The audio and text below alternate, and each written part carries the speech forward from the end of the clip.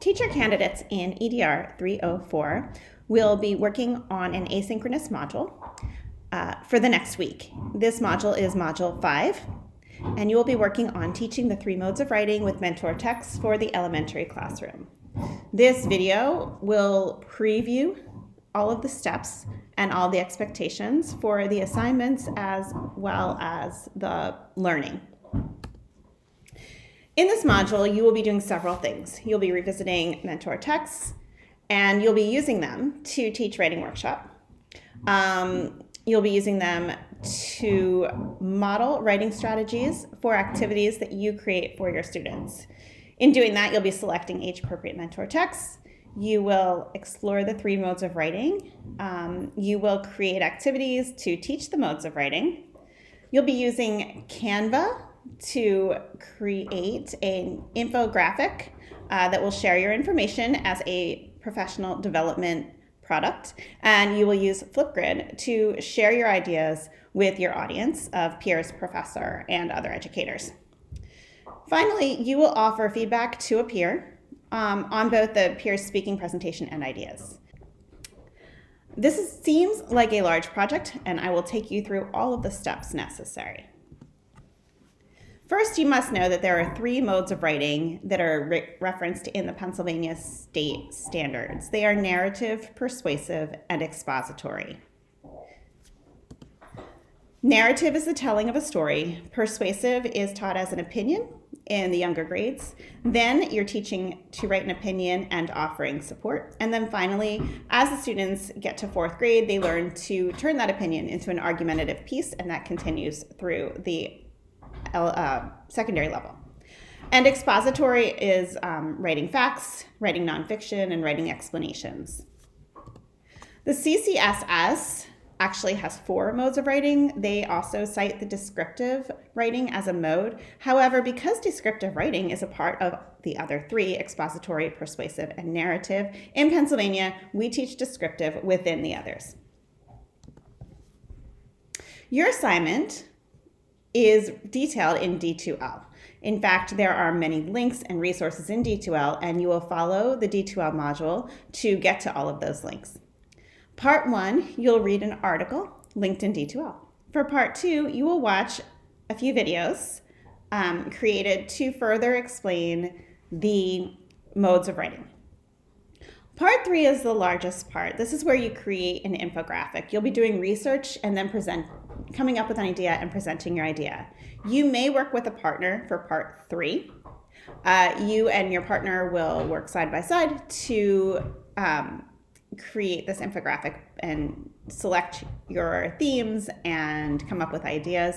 The only rule is that your partner may not be the person who is doing Part 5, the self-assessment.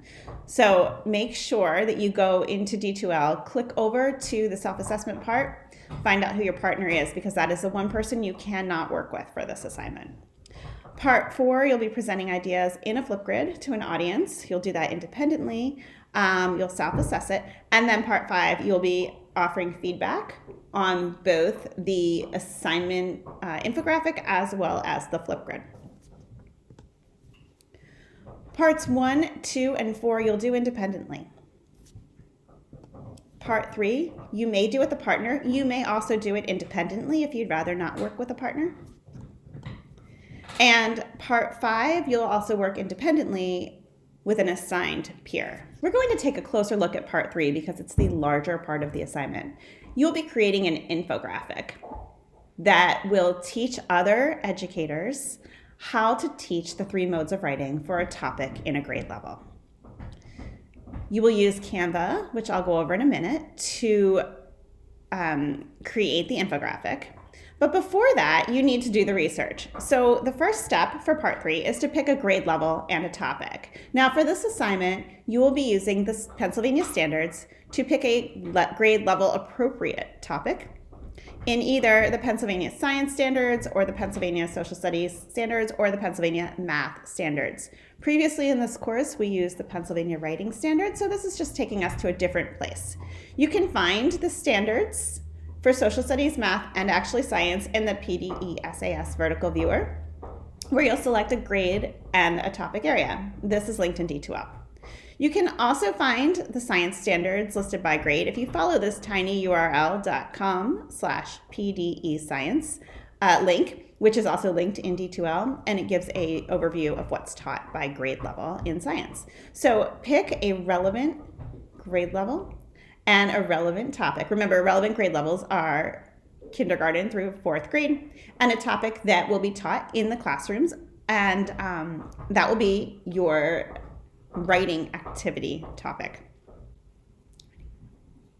The next step will be to identify activities, writing activities that you would like your students to do. For example, if your topic is, and I'm asking you not to use this topic, but a seedling to a flower,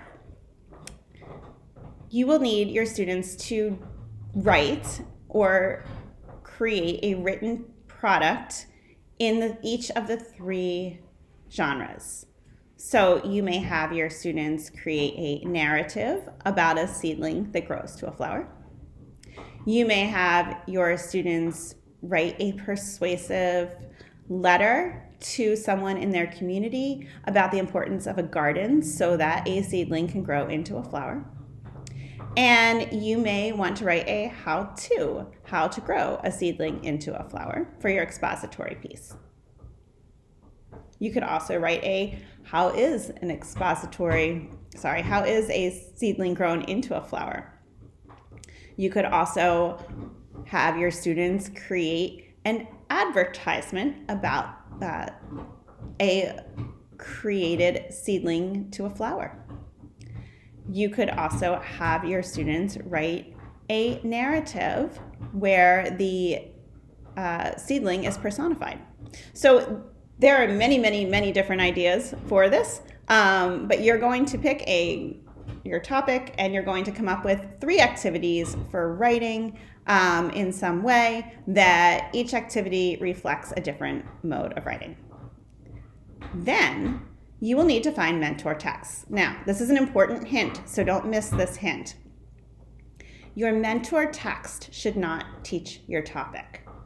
For example, if you're teaching seedling to a flower, your mentor text, or texts, the 3 mentor texts that you're suggesting to teach your writing piece, will not be about a seedling turning into a flower. So if I want to write a narrative for my students, or have my students write a narrative where they are creating a story about a personified story of a seedling growing into a flower, you're going to maybe find a narrative story about a tadpole growing into a frog. For your persuasive piece, perhaps you're having students write their opinion of what is the best seed to grow. And so you're going to find a mentor text that has an opinion about what is the best pet to have. Perhaps you'll find other student writing as a mentor text, or you'll find a video as a mentor text, or an article in a children's magazine or a book. And finally, if you're having your students write how a seedling becomes a flower, you may want to find a mentor text that explains in 5 steps how to make a peanut butter and jelly sandwich. So you want to find mentor texts that teach the concept but not teach the topic. Now, how do you find mentor texts? Well, the internet is a great resource. Your library, your librarian, your other professors, classes you've taken, friends. But I want to share these resources with you as well for further information. All are available in the library.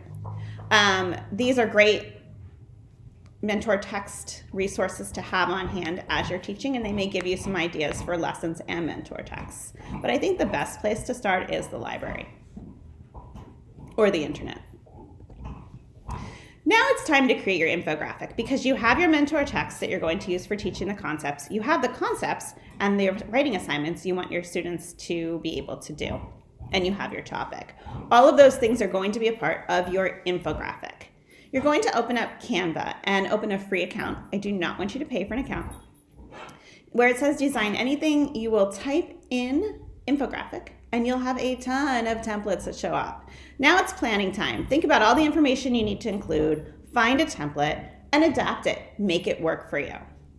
You can design anything on Canva, and it's really useful for teachers. So make use of Canva.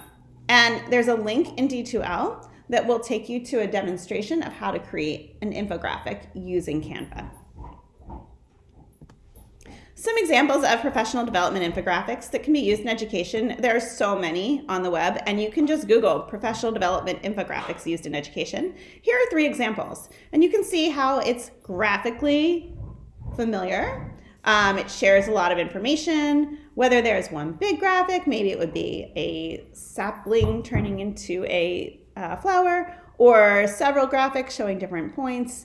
You could show mentor texts in here. You could you're going to share pictures and icons. You're going to have a title, you're going to have a description of what you're teaching, and then you're going to describe the 3 different writing assignments.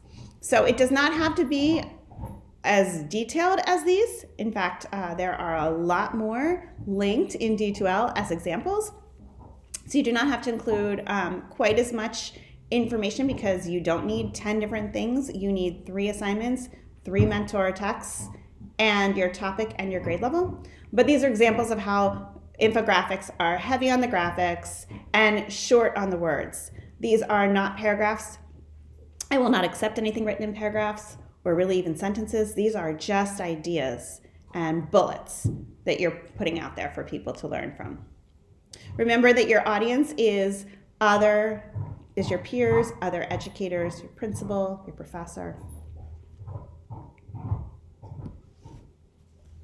So what's due? Well, that's your infographic, and that is going to be due by noon on the last day of the week. Your infographic should include the topic, the grade level, the creators' names, which is you and your partner if you choose to have a partner, at least 3 mentor texts, and writing activities that can be done in each of the 3 genres that align with your topic. Next, you're going to present your infographic in less than 2 minutes in a Flipgrid.